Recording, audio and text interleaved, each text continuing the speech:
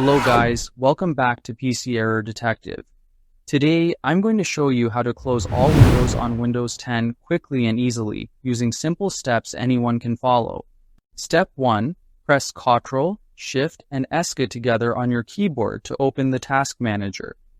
This is a powerful tool that lets you see all the apps and processes running on your computer, and it's the first step to managing your open windows. Step 2. Once the Task Manager opens, click on the Processes tab at the top. This tab shows all currently running applications and background processes, helping you identify which windows are open. Step 3. Under the Apps section, select the first window you want to close by clicking on it. This highlights the window you want to end, which is important so you don't accidentally close the wrong program. Step 4. Click on End Task at the bottom right corner of the Task Manager.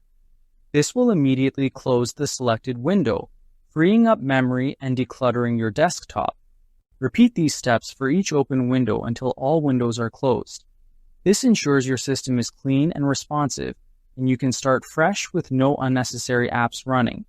Thank you for watching, and don't forget to subscribe to PC Error Detective for more helpful tips.